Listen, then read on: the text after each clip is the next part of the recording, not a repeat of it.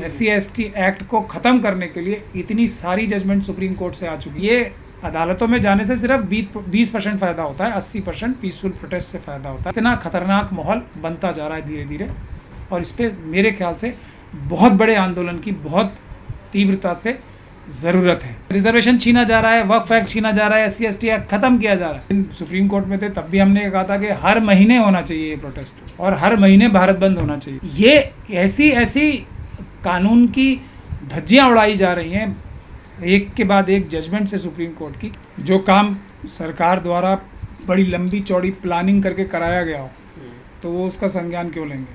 ये तो बड़ी नेचुरल बात है ना। सरकार को और RSS और BJP को तो उनकी मनमांगी मुराद मिल गई।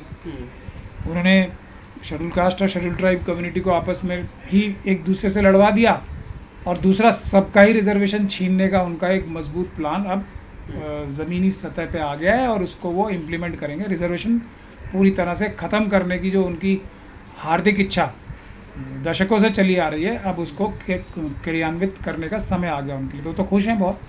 लेकिन आपका जो आंदोलन जो चल रहा था, नहीं, आपको ऐसा लगता है कि जो हज़ारों साल से मनुवादी मानसिकता और व्यवस्था चली आ रही है, वो अगर कोई हल्का फुल्का आंदोलन होगा या कोई बहुत मजबूत आंदोलन होगा, या जब तक के कोई ऐसा आंदोलन नहीं होगा जिससे ये मजबूर हो जाएं, जब तक इनके कान पे जू रहेंगी।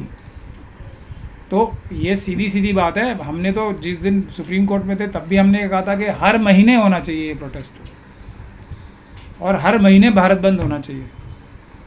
और जब तक ये नहीं होगा तो वो तो ये देखते ही है ना, और इसीलिए एक के बाद जुल्म ज़्यादती करते रहते हैं, ताकि लोग किसी एक मुद्दे से दूसरे से तीसरे, और इस चक्कर में इतने ज़्यादा परेशान कर दो लोगों के कि वो अपनी आवाज़ भी ठीक से ओरिजिनल मुद्दों के लिए उठा ही ना सके। तो यही इनकी बात है। अभी और इतनी सारी जजमेंट्स आ रही हैं जो SC/ST एक्ट को डाइल्यूट कर रही हैं। SC/ST एक्ट को ख़त्म करने के लिए इतनी सारी जजमेंट सुप्रीम कोर्ट से आ चुकी हैं अब। लेकिन इसीलिए मैं कह रहा हूँ कि ये अदालतों में जाने से सिर्फ 20% फ़ायदा होता है, 80% पीसफुल प्रोटेस्ट से फ़ायदा होता है। अगर पीसफुल प्रोटेस्ट शुरू नहीं किए शेड्यूल कास्ट और शेड्यूल ट्राइब कम्युनिटी में, और उनका साथ मेरे ख्याल से सारी मुस्लिम, सिख, क्रिश्चियन, बौद्ध को भी देना चाहिए, और वो देंगे, तो SC/ST एक्ट ख़त्म होने के कगार पे है, रिजर्वेशन ख़त्म होने के कगार पे है। SC/ST एक्ट में जो थोड़ी बहुत भी ताकत थी ना, वो सुप्रीम कोर्ट की पिछली कई जजमेंट्स आ चुकी हैं। जो अब एक लेटेस्ट जजमेंट ये आई है जिसमें ये कहा गया है कि जब तक किसी व्यक्ति की बेइज्जती करना ठीक है, उसमें SC/ST का एक्ट नहीं लगेगा, जब तक बेइज्जती की वजह सिर्फ और सिर्फ ये ना हो कि ये शेड्यूल कास्ट व्यक्ति है, इससे द्वेष की भावना ही इसलिए उत्पन्न हो रही है। तो ये साबित करने का काम अब एक शेड्यूल कास्ट व्यक्ति के कंधों पे आ गया है कि पहले वो ये बताए कि जो ये मुझे गाली दी गई है, जो ये मेरे घर के बाहर कूड़ा फेंका गया है, जो ये मुझे नौकरी से निकाला गया है, वो केवल और केवल मेरे शेड्यूल कास्ट कम्युनिटी या शेड्यूल ट्राइब कम्युनिटी के होने की वजह से निकाला गया, तभी SC/ST एक्ट लगेगा। तो अब बताइए इस SC/ST एक्ट में बचा क्या?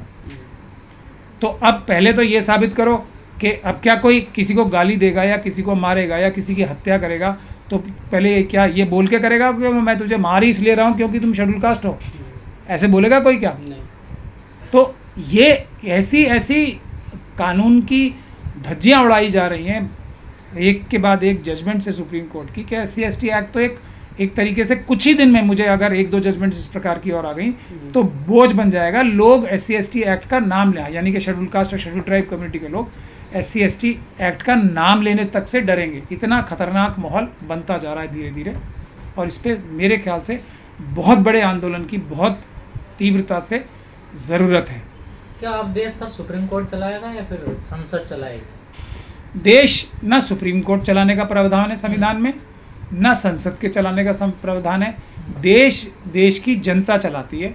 देश चलाने का प्रावधान जो संविधान में एक तरीके से बिल्कुल साफ साफ लिखा है, हम उसको पढ़ के उसको अमल में नहीं ला पा रहे कि SC/ST OBC और मुस्लिम, सिख, क्रिश्चियन, बौद्ध मिलके देश चलाएंगे और कोई देश नहीं चलाएगा, ऐसा संविधान में साफ तौर पे लिखा है। लेकिन हम उस बात को समझ ही नहीं पा रहे। एक आदमी का एक वोट का मतलब ही यही है कि SC/ST OBC और मुस्लिम, सिख, क्रिश्चियन, बौद्ध मिलके देश चलाएंगे, लेकिन हम उस चीज़ पे ध्यान नहीं देते। तो क्या जातिगत मानसिकता है सुप्रीम कोर्ट में जो बैठे जज हैं उनकी? मेरे पास इस बात का कोई भी और कोई एक्सप्लेनेशन मेरी समझ में नहीं आता। मैंने हर तरीके से इन सारी जजमेंट्स को बहुत डिटेल में स्टडी करके देख लिया कि कोई शायद इसमें कोई गलतफहमी से या किसी मतलब नेग्लिजेंस से इस प्रकार की जजमेंट्स तो नहीं लिखी गई हैं, मगर मुझे ऐसी कोई नेग्लिजेंस या कोई ऐसी ये कि किसी आदमी को सलाहियत नहीं है, कैपेबल नहीं है, ऐसा कहीं नज़र नहीं आता। साफ साफ ये नज़र आता है कि जो भी वीकर सेक्शंस के लिए फेवर में जजमेंट जो कानून बनते हैं उसको किस प्रकार से ढुलमुल किया जाए, और जो भी SC ST OBC और माइनॉरिटीज़ के खिलाफ कानून बनेंगे उसमें अगर इतनी सी बात लिखी होगी तो उसे इतना बड़ा करके बनाया जाता है। और इसका उल्टा तब होता है जैसे SC ST एक्ट है प्रोटेक्शन के लिए, वक्फ एक्ट है प्रोटेक्शन के लिए, तो उसके लिए जितनी भी जजमेंट्स आती हैं उसमें अगर आप देखेंगे तो बहुत ही इस प्रकार की जजमेंट होती है कि किस प्रकार के इनके अच्छे प्रावधानों को ख़त्म किया जाए। तो ये बहुत सीरियस बात है जिस पे हम सबको बहुजनों को एक साथ मिलकर कार्रवाई सड़क पे करनी पड़ेगी, पीसफुल प्रोटेस्ट के माध्यम से। रिजर्वेशन छीना जा रहा है, वक्फ एक्ट छीना जा रहा है, SC ST एक्ट ख़त्म किया जा रहा है, SC ST सब प्लान भी पूरी तरीके से समाप्त कर दिया गया है, लेकिन फिर भी हम लोग सड़कों पे आने के लिए तैयार नहीं हैं। तो मुझे नहीं लगता कि हम, पता नहीं, मेरी समझ में भी नहीं आता कि हम अब किस चीज़ का इंतज़ार कर रहे हैं।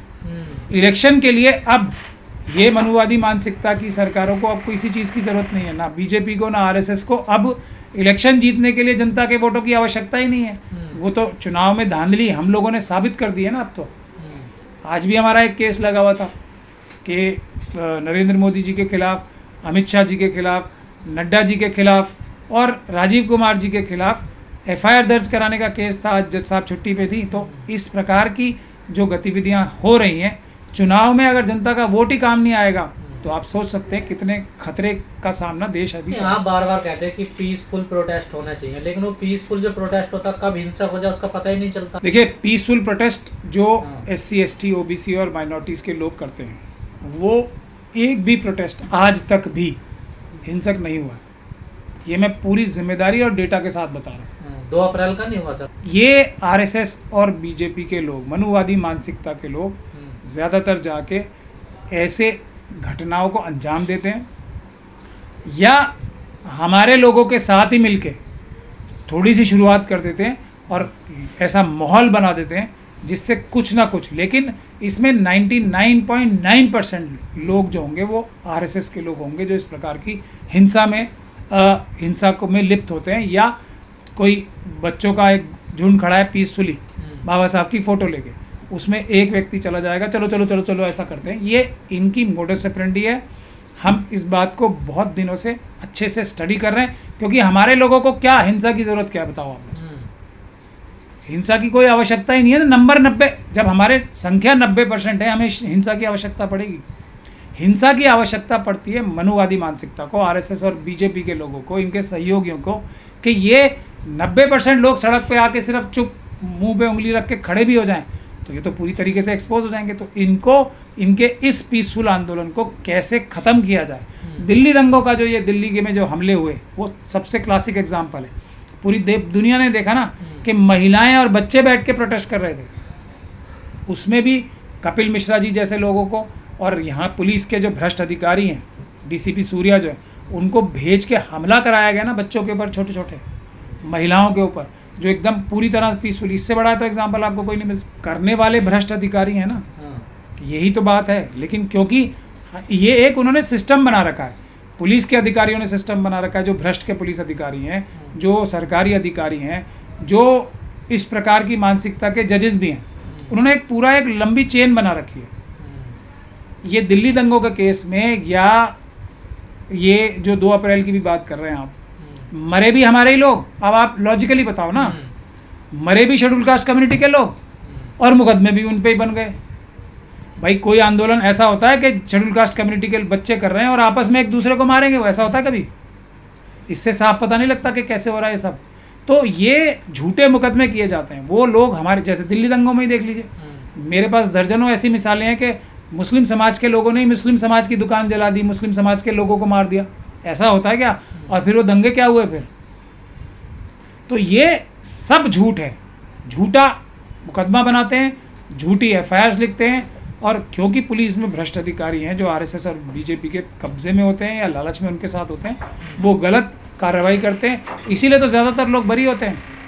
लेकिन कमी हमारी ये है कि हमारे पास कोई ऐसा सिस्टम नहीं है कि हम इन भ्रष्ट पुलिस अधिकारियों को, इन भ्रष्ट नेताओं को, इन भ्रष्ट प्रशासनिक अधिकारियों को उनके खिलाफ कानूनी कार्रवाई करके, उसमें थोड़ा समय लगता है, थोड़ी मुश्किल भी होती है, उनको जेलों में भिजवाना जब हम शुरू कर देंगे तब ये घटनाएं तभी रुकेंगी, वरना हम ही तो पीड़ित और हम ही को वो आक्रांता बता देते हैं और हमारे ऊपर ही झूठे मुकदमे लगाते हैं। लेकिन सर जब 2024 का रिजल्ट आए तो कहा कि अब सरकार लगाम में रहेगी, लेकिन ऐसा नज़र तो नहीं आ रहा सर। नहीं, लगाम में तो पहले भी थी, अब भी है।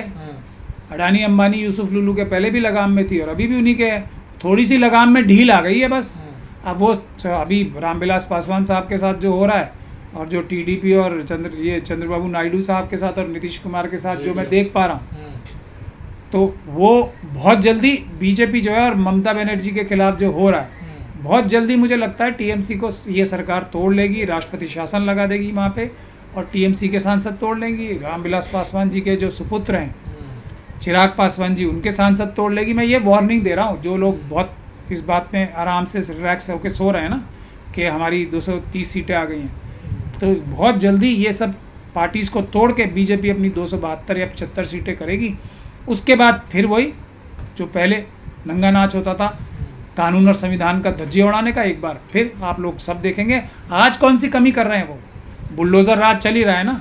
छतरपुर में देख लीजिए, 2 बच्चियों को फरुखाबाद में मार के, ये हाथरस की बच्ची में हमने बच्ची के केस में हमने लखनऊ हाई कोर्ट से गाइडलाइन सरकार के द्वारा जारी कराई थी कि जो ऐसे परिवार होंगे वो जो अंत्येष्टि करेंगे बच्चियों की या बच्चों की, वो उनके हाथ में होगी। तो ये फरुखाबाद की बच्चियों के साथ फिर वही हो रहा है। उनको उनके माँ बाप कह रहे हैं कि हमारी बच्चियों के साथ बलात्कार हुआ था और उनकी हत्या की गई है, और पुलिस ये साबित और पूरी उत्तर प्रदेश की सरकार ये साबित करने पे तुली हुई है कि इन लोगों ने आत्महत्या की थी। यही काम इन्होंने हाथरस की बच्ची के साथ किया। लेकिन हम लोग हाथरस की बच्ची को भूल गए, हम लोग जो दिल्ली कैंट की बच्ची थी उसको भूल गए। तो उसका अंजाम ये है कि अब ये नए के नए कांड होते जा रहे हैं और हमारे नेता जो हैं वो हफ्ता 10 दिन तक तो अच्छे अच्छे भाषण देते हैं, बहुत सारी उनकी पब्लिसिटी और वाहवाही होती है कि क्या संघर्ष कर रहे हैं, उसके बाद परमानेंटली उनकी मदद नहीं करते। आज हाथरस की बच्ची के परिवार को जाके देख लो, दिल्ली कैंट के बच्ची के परिवार को जाके आप लोग देख लो, आपको पता लग जाएगा किस भय के माहौल में वो जी रहे हैं, किस मतलब गरीबी के आलम में वो जी रहे हैं। उनके ऊपर रोज़ प्रेशर है कि हम तुम्हारी ये सिक्योरिटी विड्रॉ कर लेंगे, नहीं तो तुम उनसे कॉम्प्रोमाइज़ करो। ये सरकार के कारनामे हैं, उत्तर प्रदेश सरकार के भी और भारत केंद्रीय सरकार। उनका इशारा जो समझदार हैं उनको समझ में आ रही है। जैसे अभी ये रिजर्वेशन का ये बता रहे हैं कि बांट दिया हमें तुमने, हमने तुम्हें बांट दिया, अब काटने का वक्त आ गया तुम्हारा। ये रिजर्वेशन की जजमेंट पे बता रहे हैं। और क्या है, तो दलितों को बांट दिया आपस में, बांट दिया, अब कटेंगे। बता तो रहे, और कैसे बताएं, और बताओ आप इससे अभी कौन बटा है? सुप्रीम कोर्ट की इस जजमेंट के बाद कौन बटा है? उन्हीं को कह रहे हैं ना बटोगे। ये पता, एक तो इनकी सबसे बड़ी जो एक बहुत जिसको कहते हैं ना क्रूर मानसिकता ये भी है कि ये गलत काम करेंगे और फिर उसको बताएंगे भी कि देखो हमने ये कर दिया, तुमसे कुछ किया जाए तो कुछ कर लो। मेरे ख्याल से ये शेड्यूल कास्ट और शेड्यूल ट्राइब कम्युनिटी के लिए बयान दिए जा रहे हैं कि हमने तो, और दूसरी तरफ बयान दिया जा रहा है हिंदू मुस्लिम की तरफ ही। नहीं उसकी तरफ क्या, वहाँ तो कौन था जो बटेगा? वो तो हज़ारों साल से कोई एक था कोई जो बटेंगे और कटेंगे की बात ही नहीं है। ये तो अभी जो बांटे हैं उनके बारे में इशारा समझो आप। जब तक आप इनकी भाषा के पीछे इनका मंशा नहीं समझ पाओगे, जब तक इनकी बात समझ में ही नहीं आएगी आप। ये तो चैलेंज है आपको, हमने बांट दिया, अब आप काटेंगे। सर जो जनता जिन नेताओं के भरोसे है वो तो बीच मझधार में छोड़ देते, फिर तो जनता क्या करे सर? जनता अपने नेताओं की खास तौर पे, और ये सबसे आसान काम है, अपने नेताओं की लगाम तो अपने हाथ में रख सकते हैं, क्योंकि हम नेताओं को लगाम में बांध के नहीं रखते। इसीलिए भी नेता बेलगाम होते हैं हमारे अपने नेताओं को तो कम से कम अपना नौकर बना के रखें हम। इतने बड़े बड़े नेता हैं हमारा, और कोई भी एमपी एमएलए या नेता जो होता है वो देश के संविधान ने उसे जनता का नौकर बनाया है। तो हमें कम से कम अपने नेता जो हैं उनको अगर हम अपना नौकर बना के या अपना सच्चा हितैषी बना के रखने में ही समर्थ हो जाएं, और वो तो सबसे आसान काम है। उनके खिलाफ तो पीसफुल प्रोटेस्ट करने में ज़्यादा मुश्किल नहीं है। अगर उन्हीं की लगाम हम कस दें तो हमारी, मैं समझता हूँ 60 से 70% जो समस्याएं हैं वो हल हो जाए। पहले इलाज उनका होना चाहिए। बिल्कुल, सबसे पहले इलाज अपनों का होना चाहिए, जिनके लिए हम लोग दिन रात लाठी गोली खा के, दिन रात भूखे रह के जिनको हम लोग नेता बनाते हैं, उनके ऊपर तो सबसे ज़्यादा जिम्मेदारी होती है। अगर वो जिम्मेदारी से चूक करते हैं तो उनकी सज़ा भी सबसे बड़ी होनी चाहिए, मनुवादियों से भी बड़ी सज़ा अपने लोगों की होनी चाहिए।